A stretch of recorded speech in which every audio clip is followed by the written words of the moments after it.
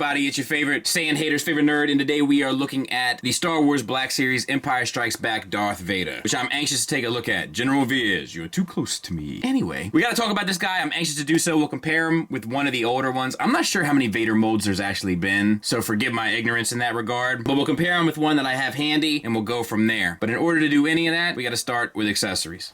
So he comes with this lightsaber, and they've made a couple interesting changes here. They haven't made one change, which is a white rod through the center with red translucent around it, which is what I want to see, but they have made some interesting changes. First of all, it can obviously detach, but herein lies the change, at least as far as I know. Now, every time I say something like this, somebody's like, duh, they did it on Sunstreaker, doofus.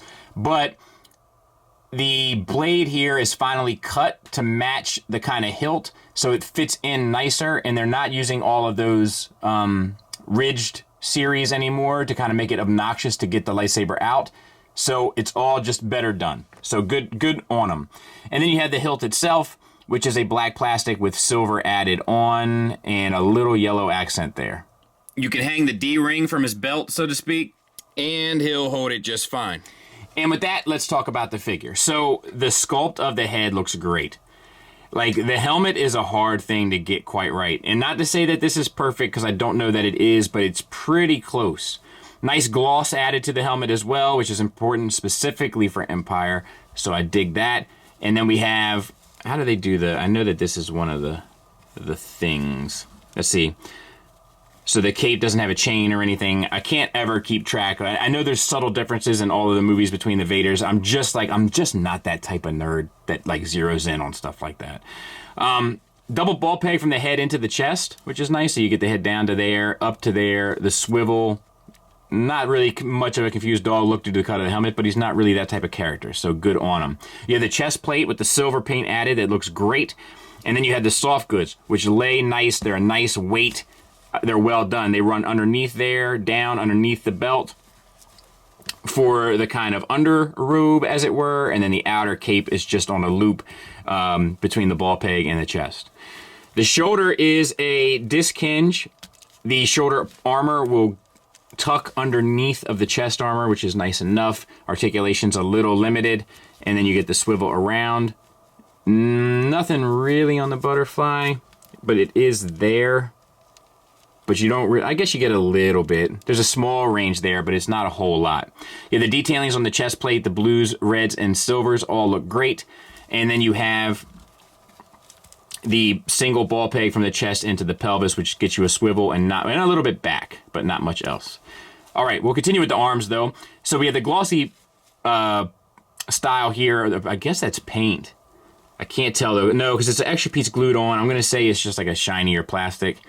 That's glued onto the shoulder, and then we have the sculpting of like the little ridges and like that like astronaut suit that he wears, which look good. And then we have a single hinged elbow, gets you a little bit past 90 degrees, but barely so. Plus the bicep swivel, and then we have a wrist swivel with a holding hand in out. It could also be a choking hand if you so prefer, or this could be the choking hand.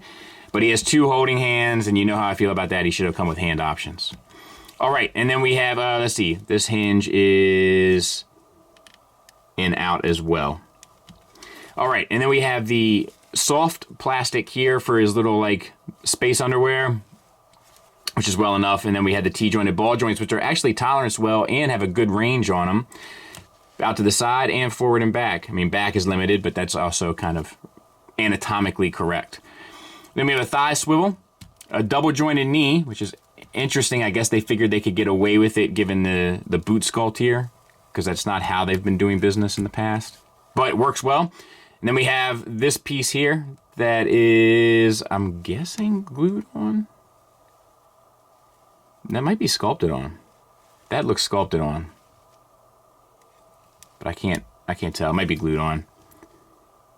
I don't know. I'm going to go with sculpted. We have an ankle tilt up on a disc hinge, ankle tilt down, and where the disc hinge pegs into the foot, we have a rocker. So a pretty well done Vader in all honesty. And like there's a silver paint underneath the mask. Like, it's really, they put a lot of love into this one. Size comparison wise, there he is with the new Stormtrooper that we'll be looking at on Thursday.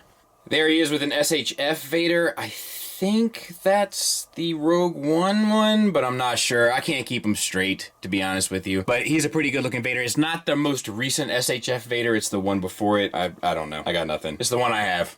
There he is with the other Hasbro one I have. So, you know, a much more streamlined, well done looking unit. Like just a far better Vader. I can't help but think that they reused some of the parts, but I'm not sure. But like some of the leg parts look a little similar, like some of the creases. Yeah, I'm pretty sure that the hips and thighs are... You know, I've had a problem with figures falling on me today. With that, we're just going to move on. And there he is with the first SHF Vader, so they were definitely on a learning curve. So, I mean, this Hasbro one is really a contender for best 1/12 scale Vader, in my opinion. And there he is in my Sith Temple. I swapped out the SHF is what I had in there. Much better looking shelf now. Much more intimidating. Love to see it. This is a Talon kit I got off of like Shapeways or something and painted it. It's fine. But yeah, looks good. Negatives wise, it would have been nice to have a way to pose the cape. I know that's being nitpicky, but it's how I feel. It also would have been nice to have swap out hands. It's really hard to do something when you just have two hands holding and you don't want him to hold the lightsaber with two hands. If you watch Empire, he rarely uses the lightsaber with two hands. He kind of swats Luke away the entire time holding the lightsaber with one hand, which kind of makes him more badass in my opinion. It's cool to have the choking option, but it would have been cool to also have just a fist option or posing option, all of those things. And it would have been nice to have a little bit more shoulder range out to the side as well as front and back. Like the butterfly joint is engineered in there. It's just hard to get any use out of. But that's about all I got. This thing is well sculpted, it's well painted, and for the most part it's well articulated. There's not a whole lot more to ask for in a 1/12 scale figure, especially when you're asking like 20 bucks for it. The soft goods are integrated well, tons of paint accents throughout, good range, good sculpt, good shape, good silhouette, like everything just looks right about this thing. It's a strong recommend for me, a huge improvement from their previous attempt. Thanks for listening, thanks for watching, until next time, take care.